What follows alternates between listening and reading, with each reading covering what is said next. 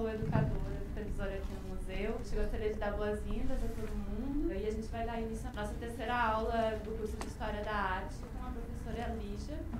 Então, passo a palavra para ela e agradeço a presença de todos. Bom dia a todos vocês, obrigada pela presença.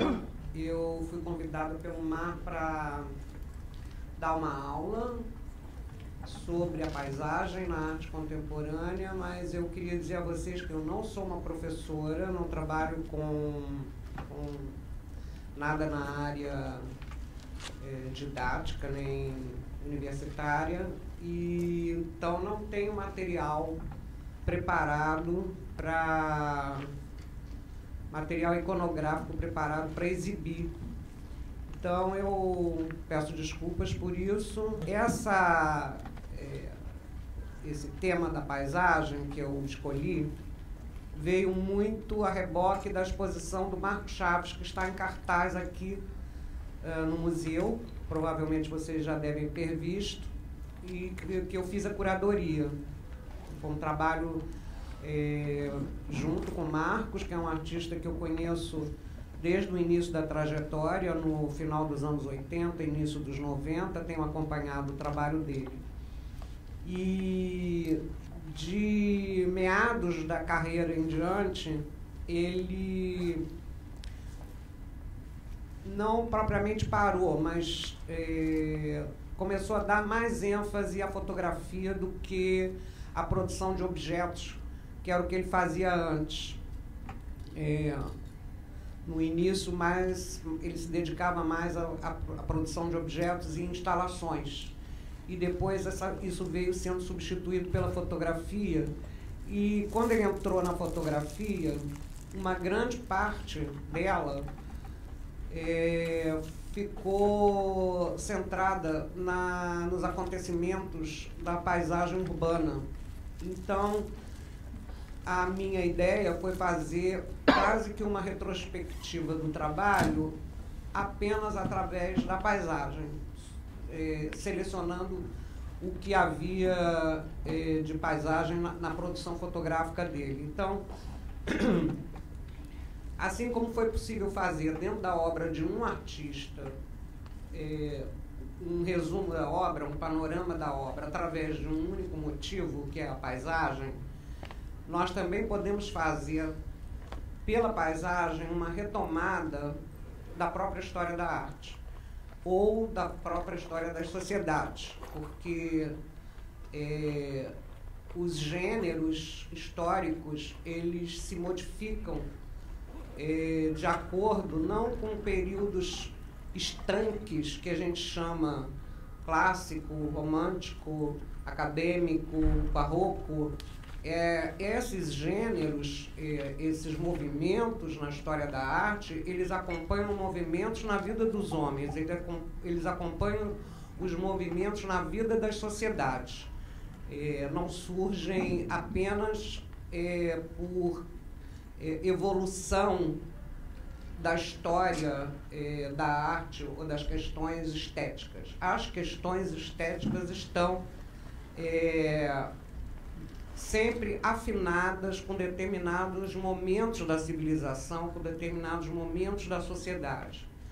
Se nós pegamos, por exemplo, o próprio termo paisagem, ele pode se referir, e se referiu durante muitos anos, apenas à natureza,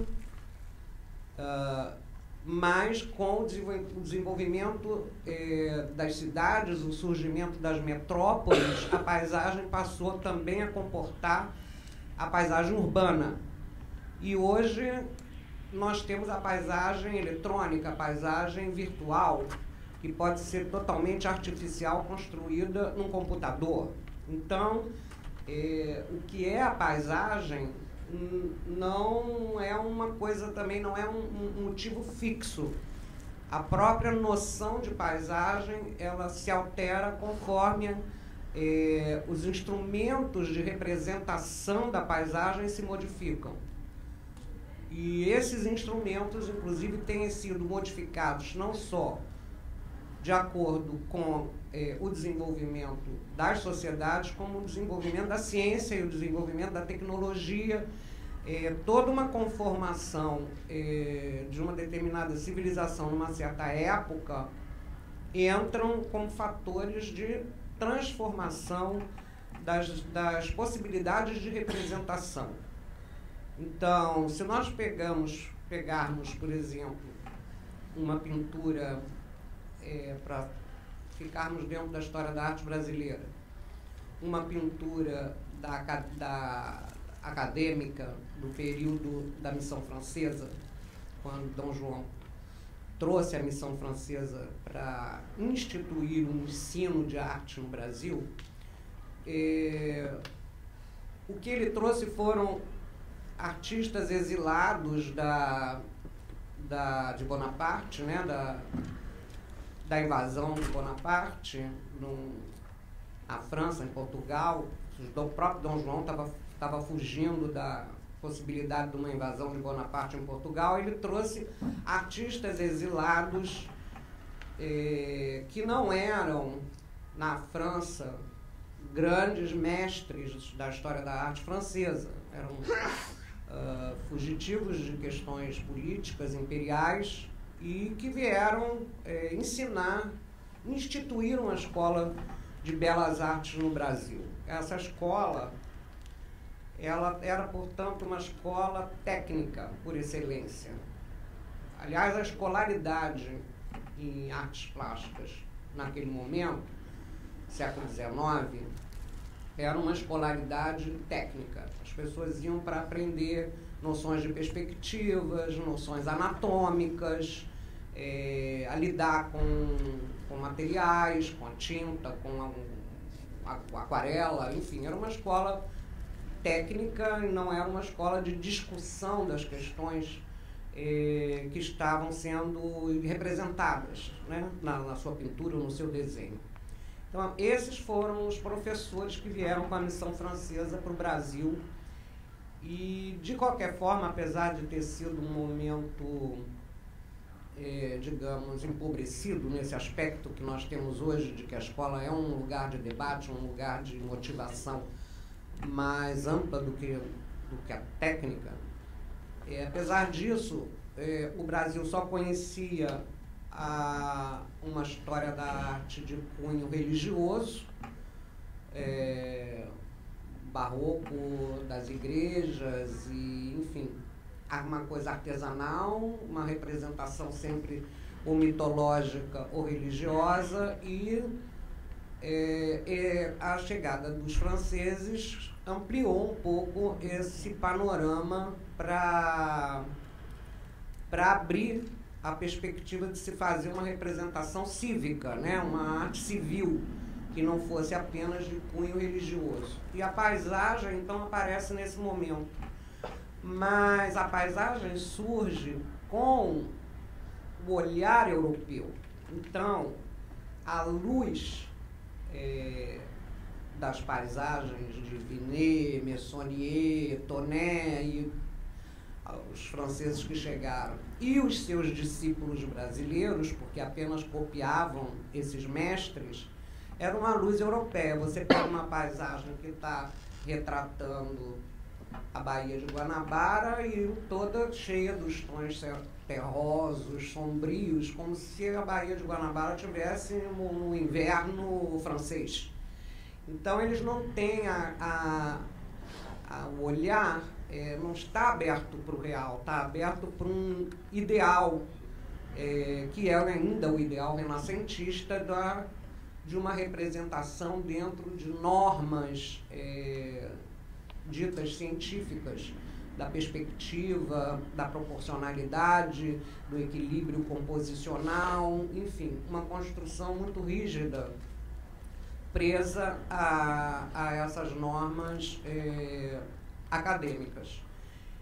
E o estilo, digamos, que nos chega no século XIX com a missão, a Escola de Belas Artes foi criada em 1816, quer dizer, basicamente no início do século XIX ainda. Esse estilo que eles trazem é dito que é o neoclássico, né? Que é uma recuperação do clássico histórico. E só que esse neoclássico já chega aqui enrijecido, né? Engessado dentro dessas normas. O primeiro artista a fazer uma paisagem que poderia ser mais ou menos próxima de um clima tropical, como é o nosso, as primeiras paisagens foram feitas por um alemão chamado Jörg Grimm. E foi o primeiro a levar a pintura para o ar livre, coisa que os impressionistas já tinham feito na Europa, e que ele somente no final do século XIX tira o cavalete de dentro de um ambiente fechado, do dito ateliê, e leva para o ar livre, e tem a audácia, que isso são assim, pequeníssimos sinais de modernidade que começam a surgir na pintura feita no Brasil. Ele tem a audácia de levar essa tela para pintar ao ar livre e captar, então, uma certa solaridade, né? Esse sol, esse outro clima que era real. Na verdade, o real estava não na representação de um ideal de algo que não está aqui, mas o real mesmo, né? A cor local. Então, ele foi o primeiro e criou uma escola própria de paisagistas. Foi aí que surgiram vários paisagistas no Brasil, já alguns estrangeiros, como Castanheto, que é um excelente paisagista que se dedicou a pintar as marinhas, Batista da Costa, Belmiro de Almeida e vários outros paisagistas que se dedicaram, então, a uma pintura ao ar livre e mais moderna em relação ao que se tinha. Então, são assim, os sinaizinhos de uma certa modernidade que começam a aparecer aqui e ali pontualmente, porque mesmo a paisagem ela não era muito valorizada no período acadêmico. Eles valorizavam mais as batalhas, né? Guerra dos Guararapes e as batalhas que aconteciam no Brasil, os temas mitológicos, né, ainda com aquela coisa da mitologia greco-romana, associados, temas mitológicos unidos um pouco a um contexto religioso, e também a aristocracia, né? Você vai ter retratos de Dom João, retratos de Dom Pedro, dos nobres, que eram sempre obras feitas por encomenda. Então, a própria paisagem já era um tema secundário, não muito privilegiado nessas escolas e nesse período. Se você pega uma paisagem da nossa academia, nesse momento, e traz para uma fotografia do Marco Chaves, existe um abismo entre essas duas representações, né? Um fosso que não dá liga nessas duas imagens. Então, essa liga é um percurso muito grande de conquistas da modernidade, de conquista da história da arte, e que não vai dar a liga, mas vai fazer com que a gente compreenda o que aconteceu, que pôde, de um século para o outro, transformar tão violentamente uma representação. Nesse sentido, nós não participamos de certas revoluções que estavam acontecendo na Europa, porque era uma colônia recente, Dom João até trouxe um certo cosmopolitismo para o Brasil, criou o Banco do Brasil, criou a Biblioteca Nacional, criou a Escola de Belas Artes, começou um intercâmbio econômico, comercial com o exterior que não conhecíamos. Então, de fato, foi um reinado bastante enriquecedor para a colônia portuguesa que era o Brasil. Mas nós estávamos aquém, muito distante do que já estava efervescendo na Europa, desde o século anterior, desde o XVIII. O XVIII, como vocês devem saber, é o século do iluminismo, né? O século das luzes. Um século que determina basicamente a modernidade, que faz uma ruptura entre uma história antiga e uma história que se inicia moderna e que se inicia de uma maneira definitiva, acelerando os hábitos, os costumes, as classes sociais, um modo de viver do homem dentro da história do homem, né? O século XVIII e o iluminismo são fundamentais para se compreender a modernidade, porque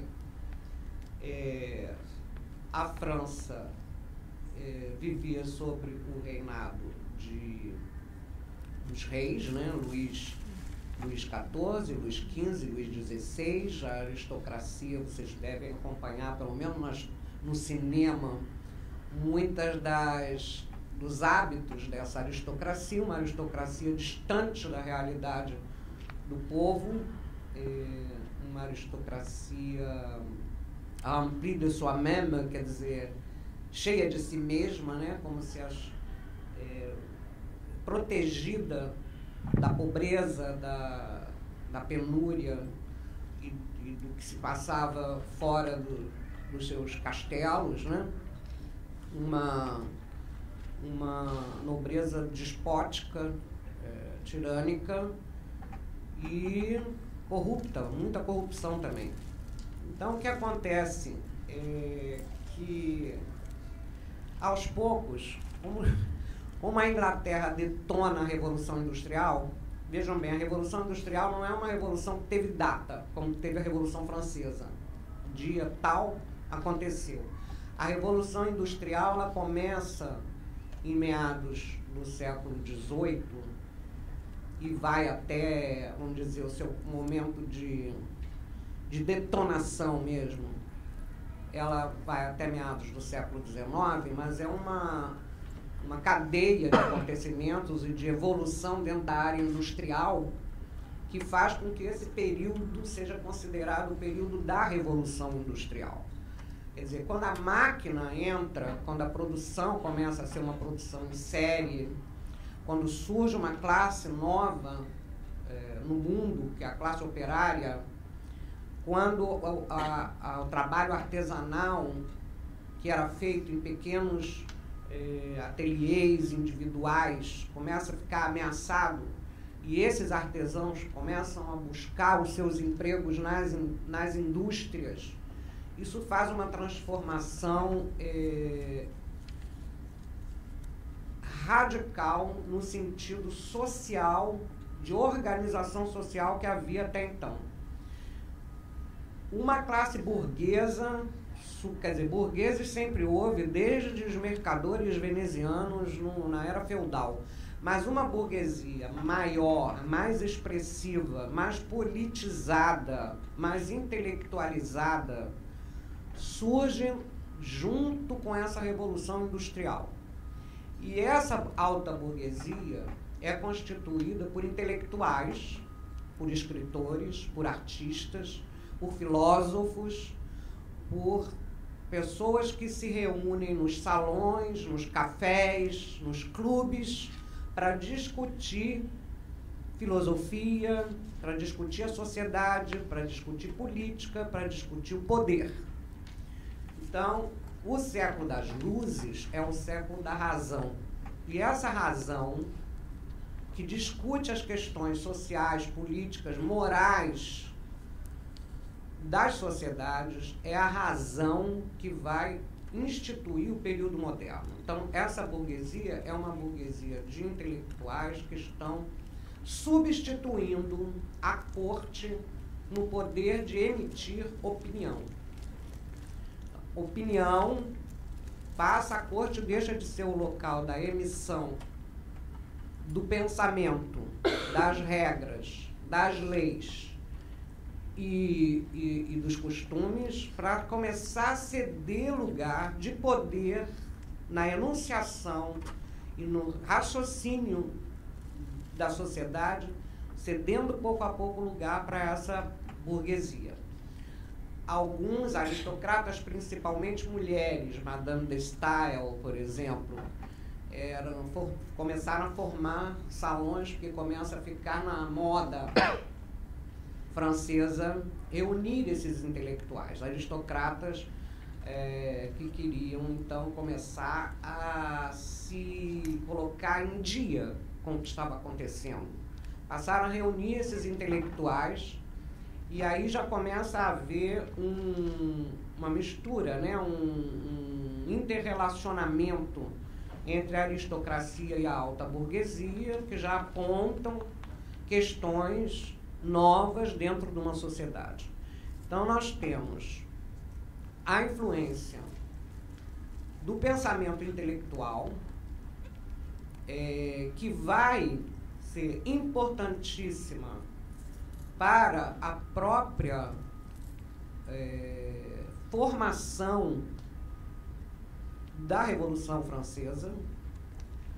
A Revolução Francesa ela vem embasada por um pensamento já intelectual, com poder, se sentindo com poder para poder se revoltar contra os reis, né? Luís XVI foi o último a reinar na França. Não sei se vocês viram um filme da Sofia Coppola chamada Maria Antonieta, né? Mostra o retardado que era o Luís XVI, a mulher frívola que era a Maria Antonieta e que foi decapitada. Quer dizer, era uma distância, como se a sociedade não existisse para aquelas criaturas, né? Então, a Revolução Francesa coloca ao mesmo tempo que esses burgueses pensadores, né, dão base para os revoltosos também, por sua vez, qualificam o trabalho desses intelectuais, reconhecendo neles a influência e o poder de interceder socialmente. Então, é um momento em que a razão, né, o pensamento, demonstra uma força desconhecida como poder social. E é óbvio que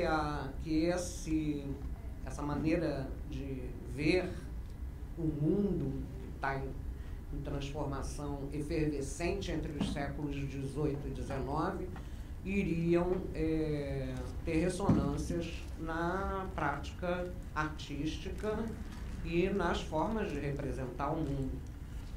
Então, são coisas que caminham juntas. Então, tem um trabalho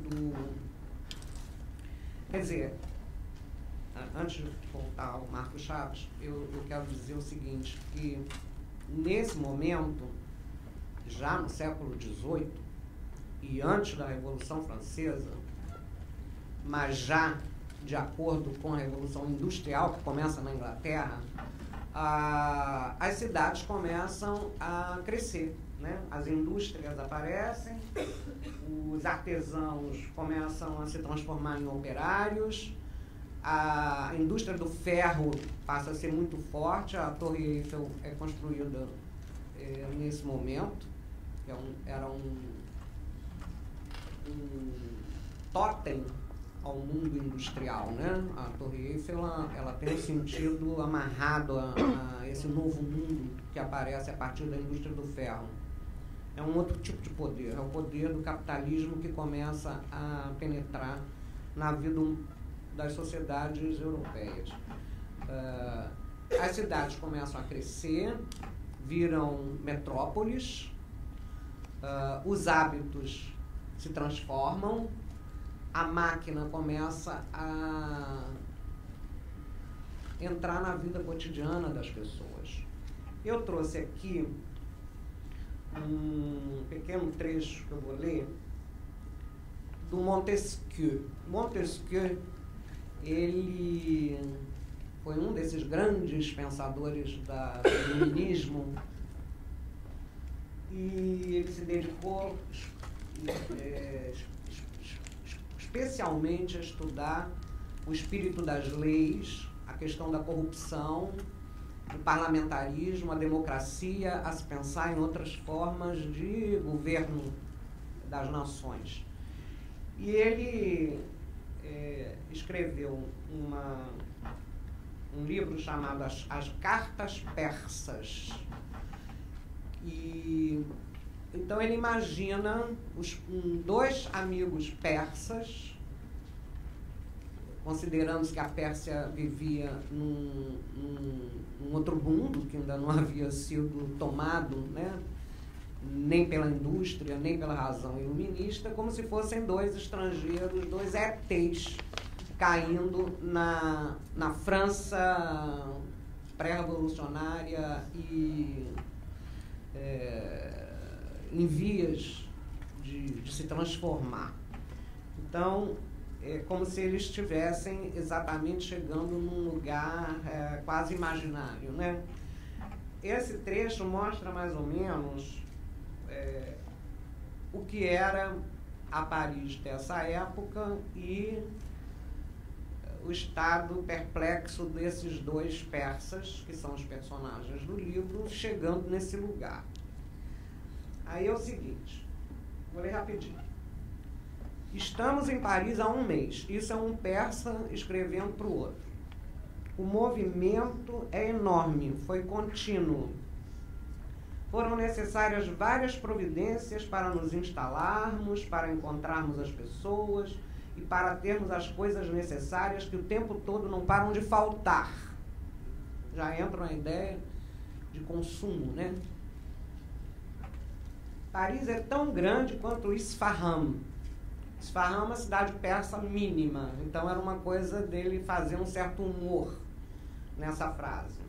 As casas são tão altas que poderíamos pensar que são habitadas por astrólogos, pessoas que quisessem observar os céus, porque começavam a aparecer os edifícios de vários andares.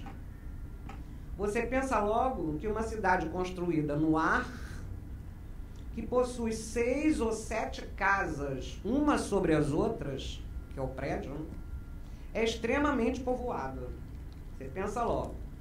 E que quando todo mundo desce para a rua, vai se fazer uma confusão terrível. Talvez você não creia, mas nesse um mês que eu estou aqui, não vi ninguém andando. Não há povo no mundo que use mais a sua máquina automóvel do que os franceses. Eles correm, eles voam. As viaturas lentas da Ásia, lá da Pérsia, o andar compassado dos nossos camelos os fariam ter uma síncope.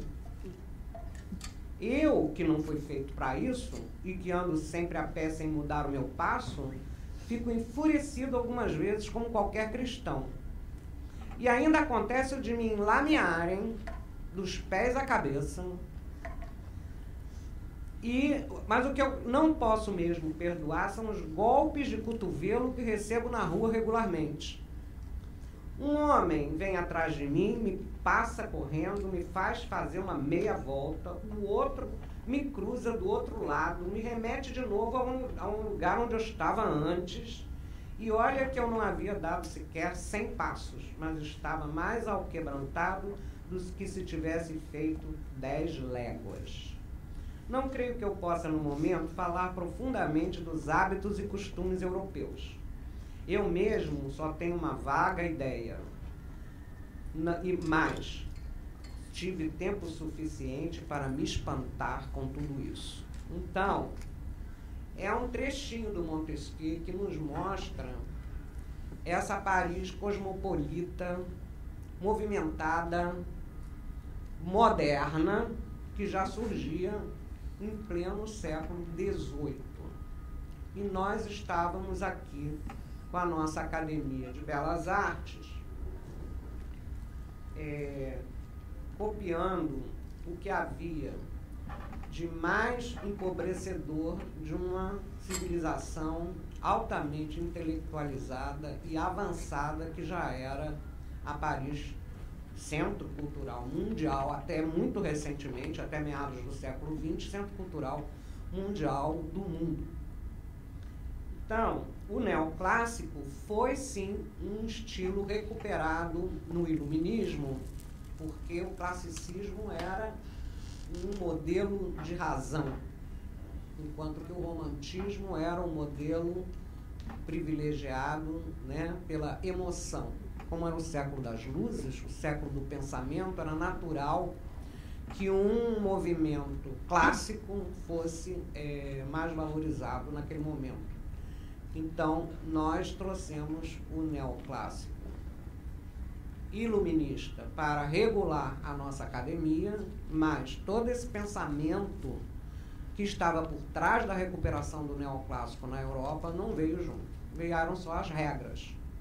E o artista brasileiro da academia, ele não podia nem se revoltar contra as regras da academia, porque ele era bolsista do Estado. O artista brasileiro que frequentava a Academia de Belas Artes, ali na Escola de Belas Artes, que aliás não era ali, era lá no Jardim Botânico, depois é que ela veio para cá, para o centro. Ele era subvencionado pelo Estado, por Dom João, depois por Dom Pedro. Então ele tinha por obrigação reproduzir o que era o gosto do Estado, o gosto da classe dominante, e que não era propriamente uma classe pensante como os iluministas franceses. Então, e se eles fugissem das regras, perdiam as bolsas. Então era um tipo de escolaridade despótica e reguladora de um gosto para não deixar de corresponder àquilo que o rei, a classe dominante, os aristocratas, a alta burguesia brasileira gostavam, né? Não podiam. E ganhavam prêmios. Iam estudar onde? Na Académie Julian, em Paris, que era uma academia retrógrada, e eles só ganhavam prêmio para ir para essa academia, entravam em contato já com os impressionistas, com os cubistas, com o que já estava acontecendo, mas voltavam para o Brasil tendo que continuar o estilo clássico, renascentista, por questões de não perder a bolsa. Então era uma coisa assim bastante problemática para o artista brasileiro, e isso demorou muito tempo, né? Precisou o quê? Precisou a indústria florescer em São Paulo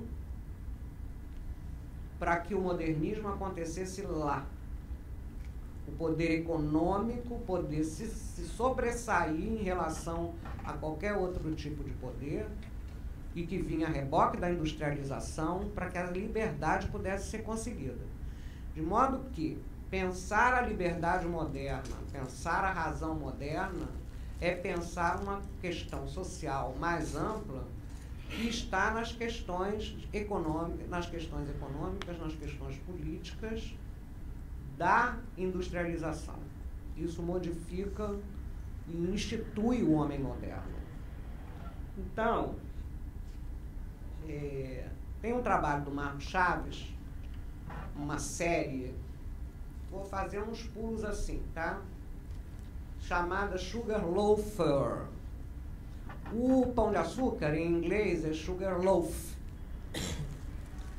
Ele colocou um ER, loafer, porque o loafer, em inglês, é o flaneur. Não sei se vocês já ouviram falar no flaneur. O flaneur é um ser criado, quer dizer, bastante explorado pela poesia do Baudelaire. Baudelaire basicamente funda a ideia do flaneur como esse personagem que continua até hoje, né? É um personagem símbolo dos tempos modernos, né? Flanar é você andar a esmo, né? Você passear meio sem estresse ou sem preocupação e aproveitar, né, o passeio, o que você está vendo, coração aberto para a paisagem, né? Esse é o flaneur. Mas o flaneur do Baudelaire, na época o flaneur só podia ser flaneur quem tinha poder aquisitivo para flanar, né? Certamente o flaneur jamais seria um operário. E eram normalmente dandies, quer dizer, o dandy é aquele aristocrata um pouco fora do mundo, assim, né? Que não está muito nem aí para a realidade. Mas o flaneur, o dandismo e a flânerie, e a flanagem, eu não sei nem qual é o nome, o ato de flanar do Baudelaire, já começam a colocar um personagem observador. Ele flana, mas ele é crítico em relação ao que ele observa. Esse flaneur, então, ele vai descrever, quer dizer, Baudelaire, através do personagem que é flaneur, que é ele mesmo, é o eu lírico do Baudelaire no lugar do flaneur, vai começar a frequentar a marginalidade francesa, né? O bas-fond da cidade. E ficar curioso em relação a uma outra camada social que vive às margens das ordens instituídas, né? As prostitutas, os ébrios, os viciados, os abandonados pela sociedade. O flaneur de Baudelaire, ele está interessado em descobrir uma paisagem urbana que não aparece nunca e que jamais havia aparecido na história da poesia. Então é uma paisagem que se descortina, não mais a paisagem natural, não mais a paisagem urbana dos cartões postais, mas a paisagem urbana do bas-fond das cidades, que vem à tona para o mundo poético através do flaneur na poesia do Baudelaire. E então essa minha fala aqui é para mais ou menos mostrar que pela paisagem a gente pode reconstituir movimentos sociais, uma situação diferenciadas dos estados de civilização do homem do período clássico até o contemporâneo. O que acontece na modernidade é que os movimentos, eles são todos quase que contemporâneos uns dos outros. Sem dúvida, o impressionismo é o primeiro passo, né? O impressionismo, ele vai fazer com que essa paisagem, com que a pintura acompanhe mudanças na percepção do real. Porque se eu pinto a Catedral de Rouen, como fez Monet, de manhã é uma luz, de tarde, ao entardecer, é outra luz, e ao anoitecer é outra luz. E isso lhe dá 3 pinturas diferentes, porque ela tem 3 luzes, 3 situações que me dão a perceber basicamente 3 imagens diferentes. A cor vai mudar, a relação entre as cores vai mudar, o perfil dessa catedral pode deixar de ser tão nítido e passar a ser mais nebuloso, mais apagado. Então, a minha percepção do mundo importa na representação que eu vou fazer desse mundo. Então, o sujeito, artista, não vai mais pintar uma catedral ideal, que está fora do tempo, vai de fato pintar a catedral real. Quer dizer, a questão do realismo começa a ficar problemática. Porque o que era real para um pintor renascentista era representar um mundo de acordo com a perspectiva euclidiana, com arranjar dos planos que levavam a esse ponto perspectivado ao fundo, e isso era científico, Euclides, matemático, que criou a perspectiva matemática, para deixar de ser um conjunto de regras de representação para trazer essa representação para o meu olho, para como eu vejo, e as coisas se movem. Se as coisas se movem, as representações têm que ter não só um contexto espacial, tem que levar em consideração não só um contexto espacial, mas um contexto temporal, porque o tempo modifica a visão que eu tenho da Catedral de Rouen. Se está chovendo, se está sol, se está de manhã, se está de noite. São várias catedrais. E Monet pintou várias catedrais. Num momento em que esse olhar lírico, de fato, lírico é ligado ao eu, de fato passa a ser objetivo, a acontecer. Não é um olho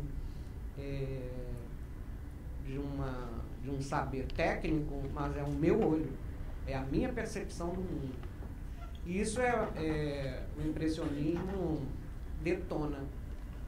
Mas os movimentos, eles estão quase que contemporâneos uns dos outros, quer dizer, cubismo, construtivismo, surrealismo, não vem assim, um depois do outro, numa cadência de evolução. Não tem esse evolucionismo. As coisas estão mais ou menos final do século XIX, início do XX, é de uma riqueza fabulosa, porque a modernidade está toda acontecendo. Então, ora, você vai ter um olhar que vai privilegiar mais a razão, um tipo de representação que vai privilegiar mais a razão, que é basicamente o que sustenta o construtivismo. Não à toa o construtivismo nasce na Rússia, né? Que tem a Revolução Operária de 1917, uma alta industrialização. Então, o construtivismo aparece como uma geometria, ela é recuperada no intuito de, como uma linguagem universal. Qualquer um poderia entender um símbolo, uma figura geométrica. O operário poderia entender uma figura geométrica.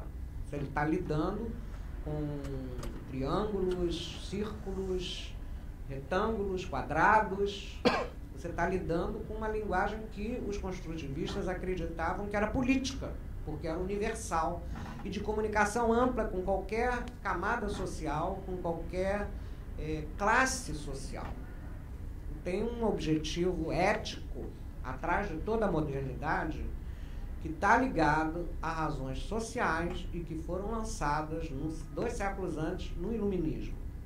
Então, tudo isso é um contexto amplo que faz com que a nossa visão da modernidade se associe a um movimento, né, de desenvolvimento das sociedades e de perceber a realidade. Então, você está começando os artistas estão começando a compreender o mundo e a compreender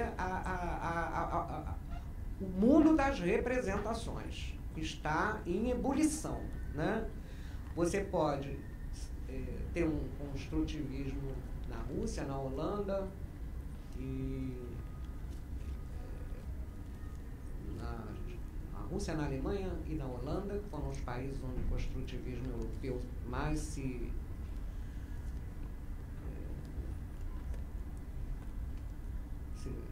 floresceu.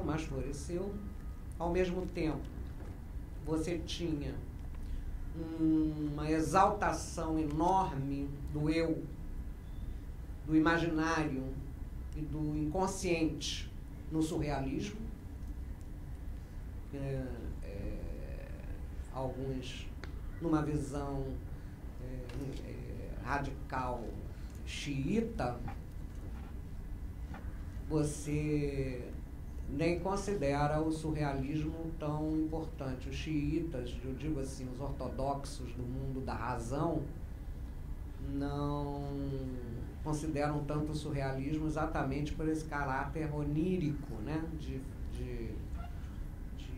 atenção ao eu e não ao coletivo. Mas é uma idiotice, até porque o inconsciente ele surge através de Freud dentro de um aparato teórico extremamente sólido, né? É uma ciência nova que acontece, que aparece no mundo, o estudo do inconsciente. Não era Então, o mundo dos sonhos é um mundo teórico. Você vai fazer psicanálise hoje é porque aconteceu um estudo teórico do inconsciente. Então, também é um aparato científico. Uma observação equivocada. Considerar o surrealismo dissociado da ciência e da razão. É uma razão pensando no inconsciente, né? E você tem o cubismo, e no meio dessa brincadeira você tem a Primeira Guerra Mundial. Então, o cubismo, por exemplo,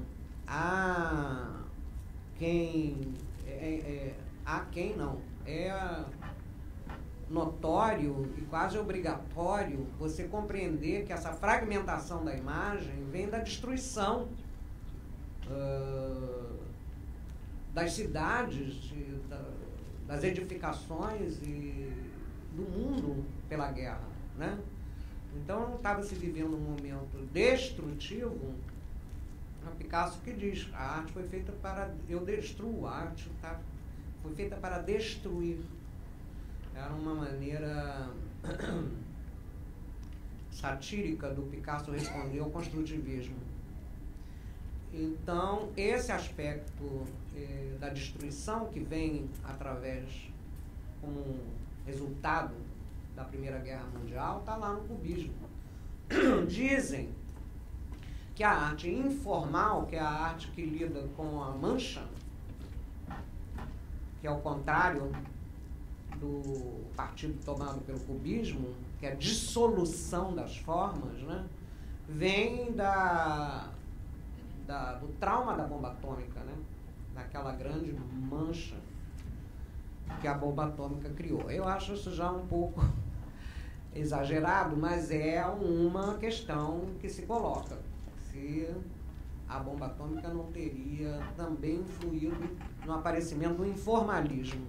Quer dizer, de qualquer forma, são duas destruições. A destruição pela fragmentação, que é o cubismo, e a destruição da forma pela sua total diluição, que é o informalismo. E a paisagem vai acompanhando esses momentos diferentes da vida do homem, adentrando o século XX. Nós temos como um ponto de convergência de toda essa evolução social o aparecimento de uma sociedade de massa e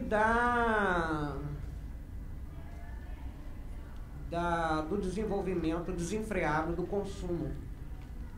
E isso, então, vai aparecer na pop.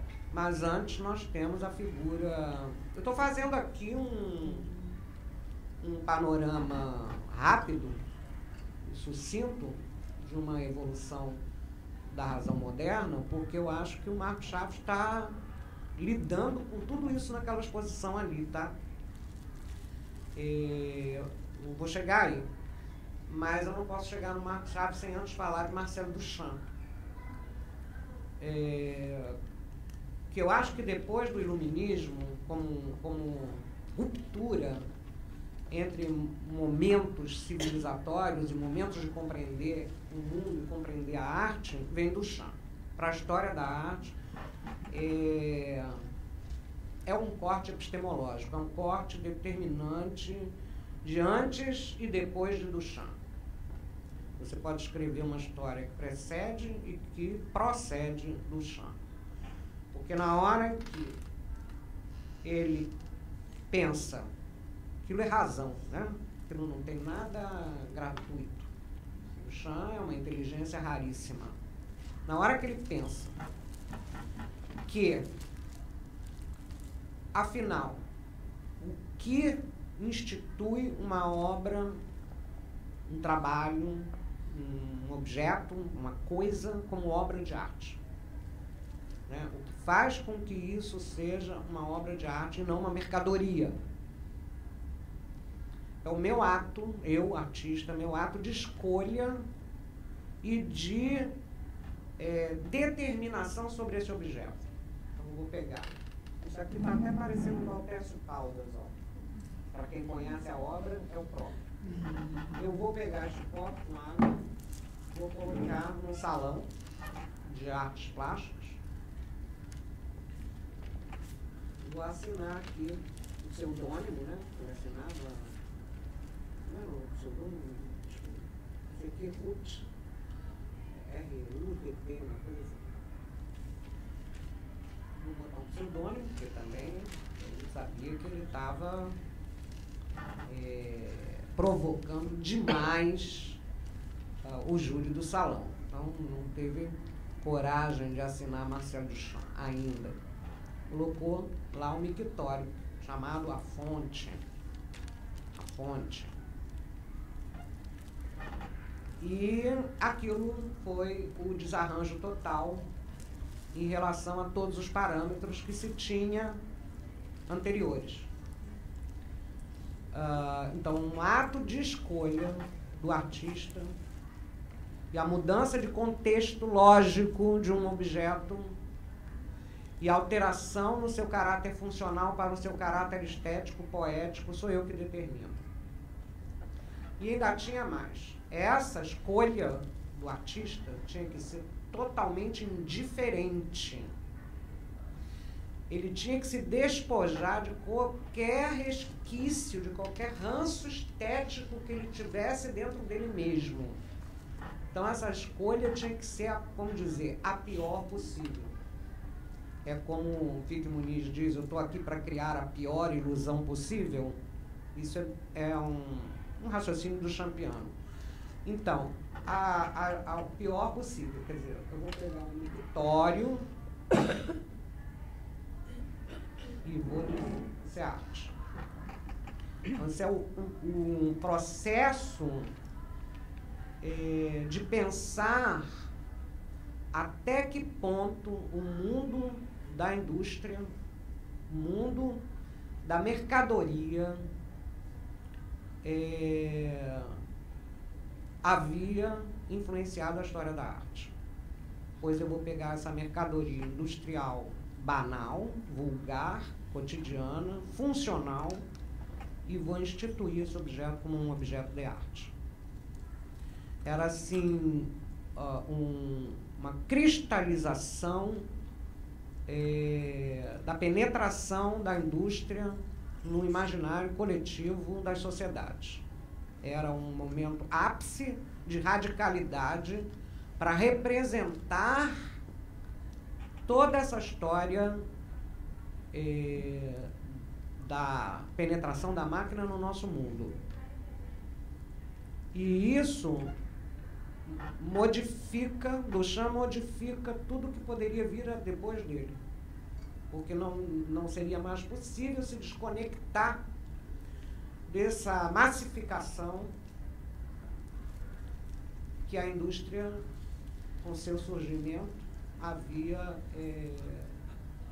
criado nas sociedades modernas. E a Pop é filha direta do Marcel Duchamp, e o Marcos Chaves e o Pencildo Meirelles e quem mais vocês possam, Caldas, ou quem mais vocês possam pensar,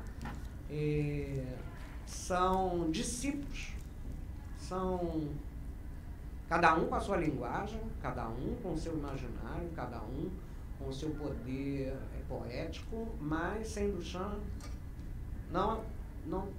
se não tivesse havido Marcel Duchamp e os dadaístas, obviamente, porque Duchamp era um dada, não teríamos a representação que temos hoje no mundo.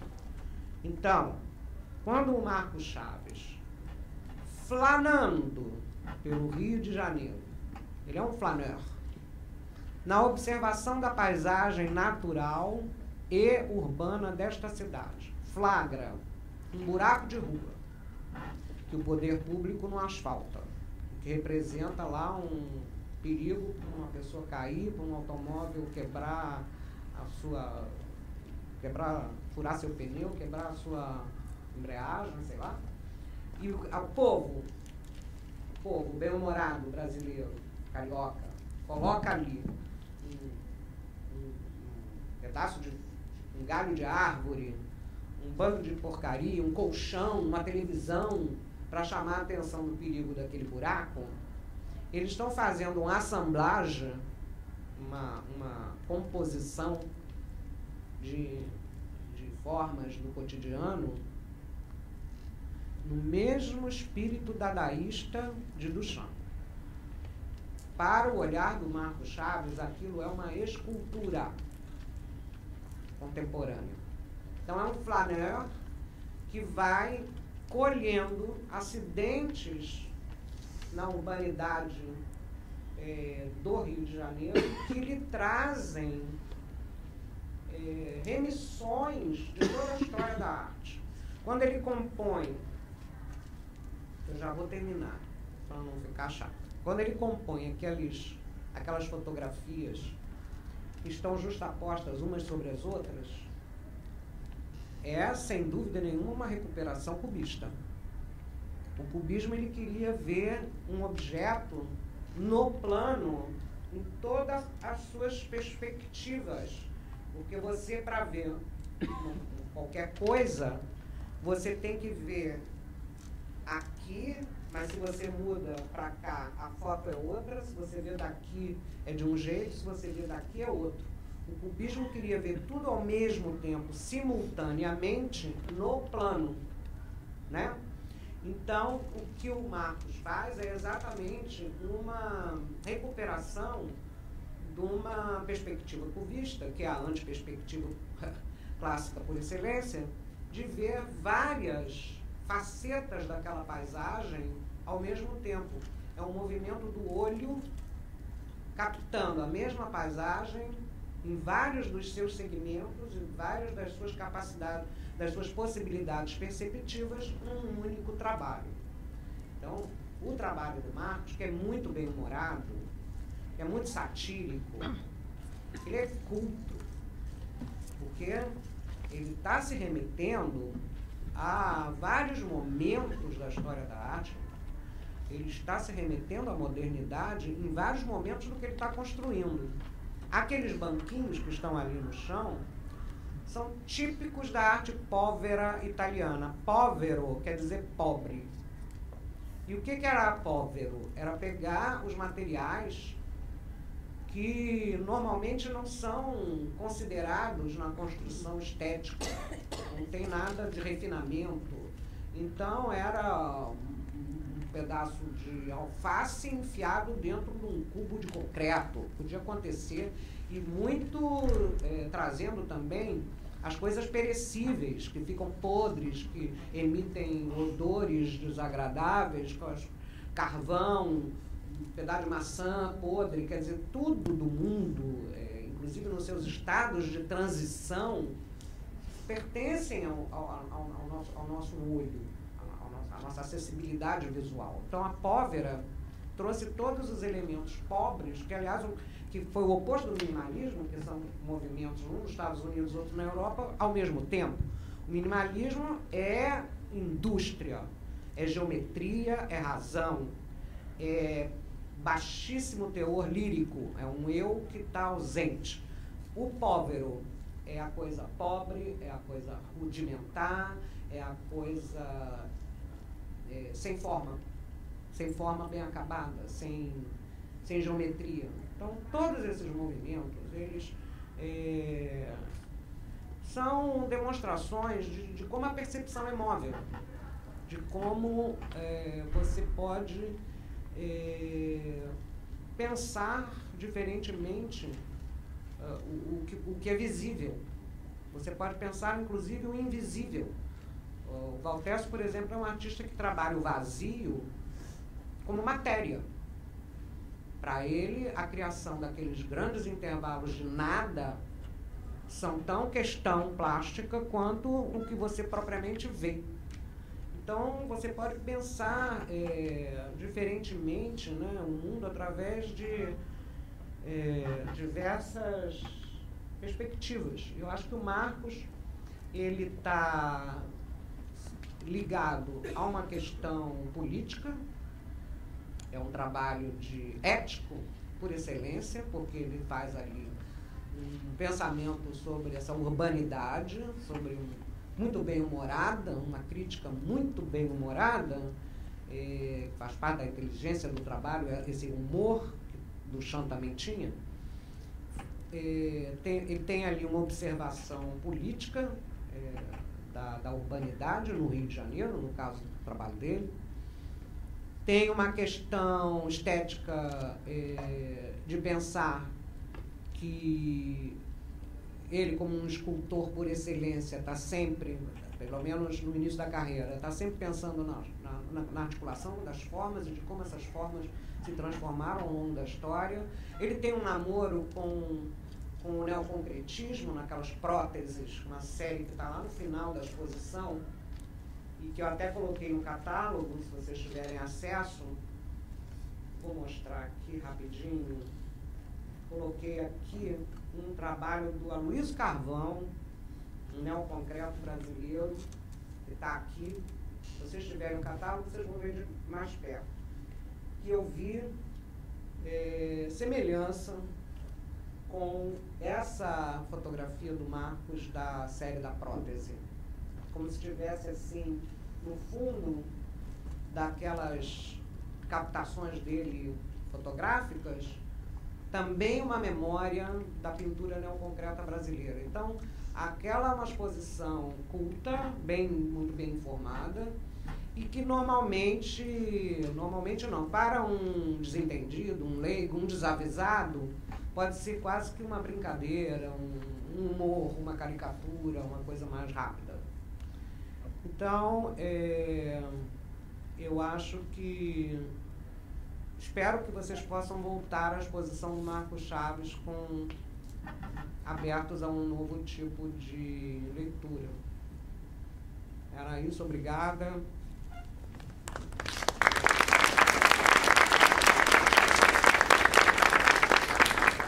Nós temos um tempo para debate, né, para consultas e perguntas que vocês queiram fazer, estou à disposição. Se você teria alguns autores ou então nomes de livros, uma biblioteca para a gente poder pesquisar e se informar mais. Eu sou arquiteta de formação. Olha, eu acho que o livro do Júlio Carlos Argan, A Arte Moderna, já está há bastante tempo traduzida para o português. Eu acho uma maravilha. Ele é um historiador da arte italiano, muito inteligente. Claro, você lê, é gostoso a literatura, não é uma coisa cheia, não é uma teoria, não é um teórico, ele é um historiador. E tem uma maneira de compreender a arte muito sintonizada, mais ou menos com essa fala minha aqui, de conectar a história, a história da arte com a história do homem, né? E é muito bom, muito claro, é um livraço que pode, inclusive, permanecer como uma fonte de referência eterna. Júlio se escreve G-I-U-L-I-O, e Argan é Argan mesmo. Júlio Carlos Argan. A arte moderna. Aí também, a arte moderna 1900 a 1960, tem um períodozinho, umas duas datações assim embaixo do nome arte moderna. Pelo menos na versão italiana original tem. Não comprei a tradução brasileira não. E tem também um outro historiador, estou pensando mais não tanto em teóricos da arte moderna, porque aí já é um estudo mais avançado, mas no historiador passa bastante informação, que é o Gombrich. G-O-M-B-R-I-C-H. Ele é um historiador bom também, mas aí já é o seguinte: o Gombrich para onde o Argan começa.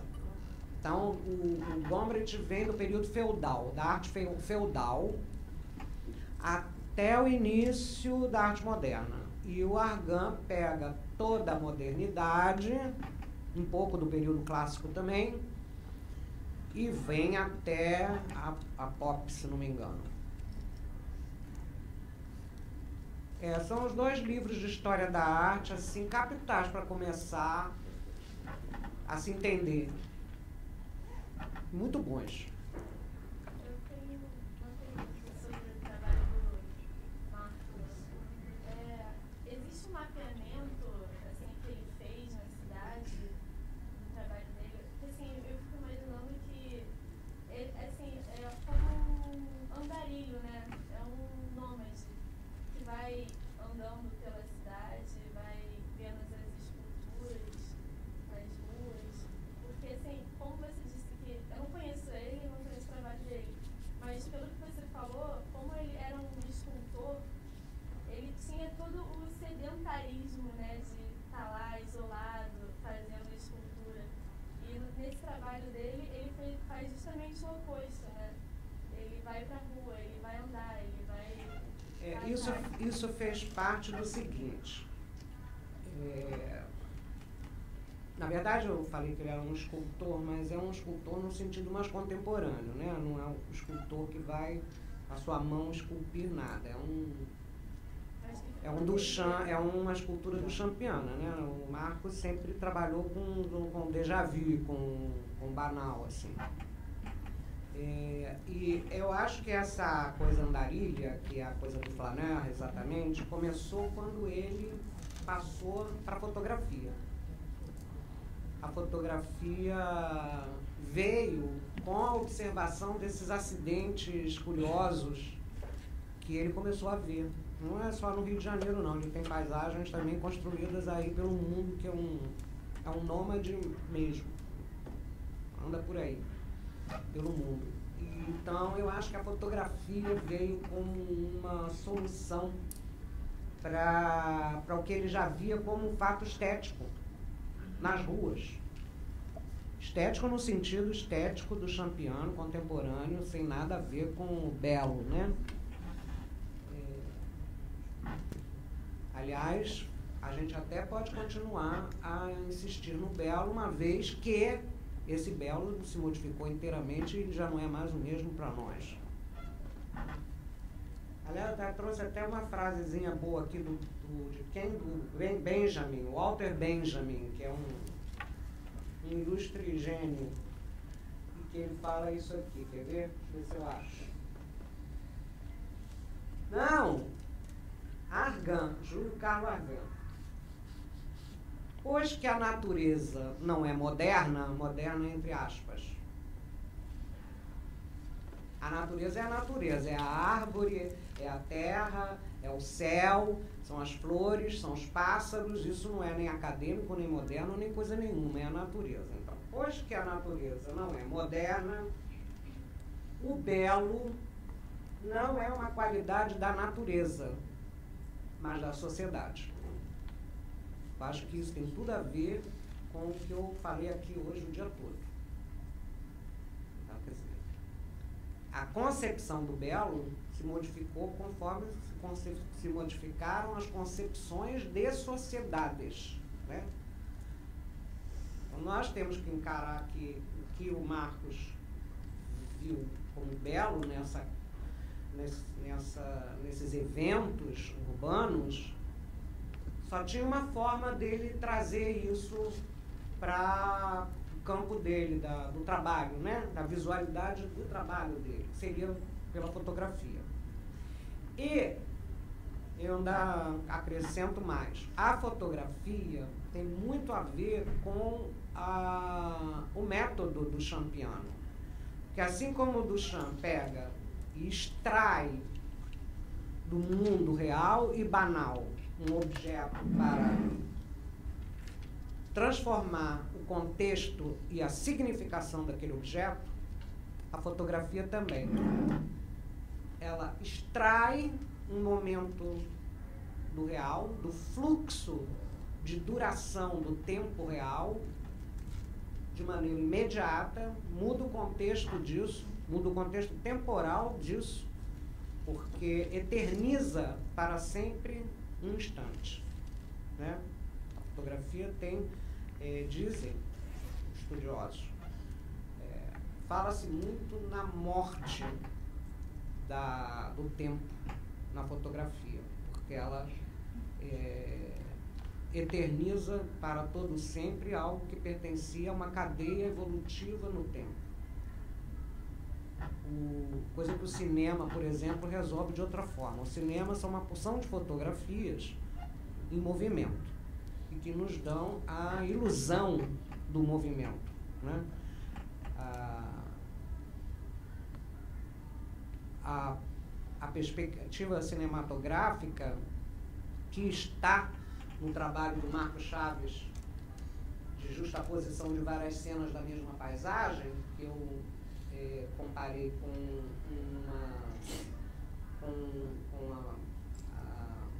a prática cubista, ela é cinemática. Quando a gente diz que algo nos dá vários momentos no tempo da mesma coisa, que é o que o cubismo fazia, a gente traz para aquele trabalho uma perspectiva cinemática, ou seja, ele subentende um movimento do olho que captou aquela cena em vários tempos. E não é à toa que o cubismo aparece na mesma época que o cinema. Essas coisas todas estão muito interligadas. Essas descobertas e esses fenômenos ligados à máquina fotográfica, à máquina filmográfica, eles têm ressonâncias também na percepção e na concepção dos movimentos modernos. Então, acho que essa perspectiva cinemática que a fotografia não tem é como se instante captado fosse fossilizado, né? Virasse um fóssil.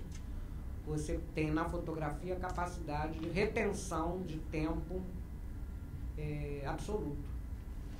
Então, eu acho que essa coisa imediata é quase como se ele transformasse aquela imagem num objeto, numa coisa, como se ele desse corpo àquela coisa na fotografia, que é a única maneira. O Valtércio fez um trabalho, bom, vou encerrar com isso, hein? O Valtércio fez um trabalho chamado, como é que é o nome do trabalho? É um dadinho, que ele colocou dentro de uma forminha de gelo, botou água, e o gelo, quando virou o gelo na mesa, ele tinha um dado dentro. Tá? E fotografou. Ele é um escultor por excelência, esse é. E tem alguns trabalhos fotográficos fabulosos. E que são sempre construções escultóricas que só poderiam ser transcritas e trazidas a nós pela fotografia. Como a fotografia tem a capacidade de engessar o tempo, né? Essa obra, que é o Dado no Gelo, aliás, se chama o Dado no Gelo. Essa obra, que é o Dado no Gelo, ela tinha pouquíssimo tempo de duração, porque o gelo ia se desfazer.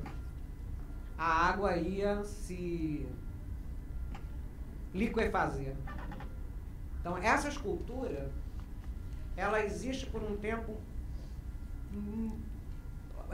rapidíssimo, o Dado no Gelo, no real. Qual é a forma de fazer essa escultura durar para sempre? Uma foto dela. Então, aí, ele estava mexendo, inclusive, com a questão da duração, da temporalidade na escultura, da temporalidade fotográfica, da própria gênese da fotografia como linguagem, porque qualquer artista que vai trabalhar com a fotografia tem que levar essa questão em conta. Ela não é só um meio de registro turístico, como os japoneses que vão ao Louvre, e que nem vê a obra, só vai ver em casa, quando pegar seu iPhone. Não é isso. É pensar a fotografia como mídia, como linguagem, quais são as suas potencialidades, o que você já pensou sobre essa mídia, como é que os artistas estão trabalhando essa mídia, por que estão trabalhando dessa forma, e essa temporalidade, essa eternidade fotográfica é um dado curioso, né? Que é uma maneira de você coisificar algo que iria se perder e reter aquilo para sempre. Então, aquele buraco, no dia seguinte, um outro gaiato já poderia ter colocado uma outra coisa dentro. Interessou a ele aquele buraco naquela forma. O que pode trazer esse buraco para mim e para você? A foto. Então, tem uma imediatez na mídia fotográfica que tinha em Duchamp, de imediatamente pegar essa garrafa e dizer isso é uma escultura. Ele não vai para o ateliê esculpir o bronze, o gesso, né? Até porque o trabalho artesanal já havia sido substituído pela indústria. Eu quero agradecer muito a presença de vocês, espero ter contribuído de alguma forma e muito obrigada.